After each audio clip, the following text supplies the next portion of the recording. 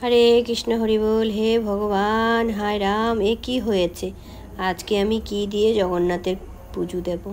প্রতিদিন আমার জগন্নাথকে দুধ না দিলে ভালো লাগে না। মোটা করে একটা সর দুধটা খুব ঘন ঘন করে দেব। আর দেখো, আমার একটু যেতে দেরি হয়েছিল ফুলটা তুলতে। এতগুলো ফুল ফুটেছিল গাছে, ফুল তুলেই দুধ আনতে যাব, আর সেই সুযোগে সব দুধ পুড়ে একদম ছাই হয়ে গেছে। আর দুধটা পুড়েছে সেটা না হয় একদিন আমি জগন্নাথকে না দিলাম, কিন্তু এই যে বাসনটা মাজতে আমার জীবনটা একদম তেজপাতা হয়ে যাবে। এই এই পাত্রটা এই নিয়ে যে কতবার পুড়লো, অনেকবার। দুধটা একটু নিরিবিলি জায়গাতে নিয়ে বসাই, মনে থাকে না, যেতে দেরি হয়, খুব মনটা খারাপ, একটু ভালো লাগছে না। কি দেবো আজকে জগন্নাথকে? সব কিছু রেডি করে রেখেছি, একটুও দুধ রাখিও নিজে। আর একটুখানি আবার আমি জাল করে দিয়ে দেব, সবটাই আমি বসিয়ে দিয়েছিলাম। দেখো, একটুও নেই। ওই ফুলগুলো তুলতে গিয়ে এই জগন্নাথের ভোগের দুধটা নষ্ট করে ফেললাম। মনটা খুবই খারাপ লাগছে, কী করব আমি। তখনই আবার এক বৈষ্ণব মাতা চলে আসলো, যে সব সময় আসে।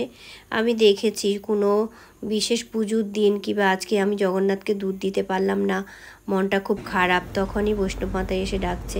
যাই হোক, বৈষ্ণব সেবাটা করতে পেরে মনটা একটু ভালো লাগছে, যে আজকে জগন্নাথকে দুধ দিতে পারবো না, তো সেই যে মনটা খারাপ, সেই জায়গাটা আমার একটু ভালো লাগছে। তো আরেকটা জিনিস আছে, দুধের বাটিটা কিন্তু ফাঁকা যাবে না। সেটা হচ্ছে, বিন্দার বাবা একটা কাঁঠাল এনেছিল, এত ভালো বেরিয়েছে, তো দুধের বাটিটাতে আমি কাঁঠাল ভরে দিয়েছি। ভোগটা আমার আর ফাঁকা ফাঁকা লাগেনি। জয় জগন্নাথ। জগন্নাথের আরতিটা করে নিচ্ছি আমি। মনটা ভালো লাগছে এখন।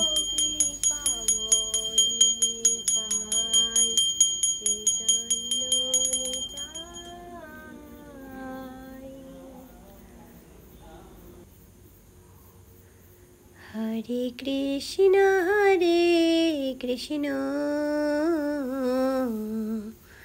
কৃষ্ণ কৃষ্ণ হরে হরে, হরে রাম রাম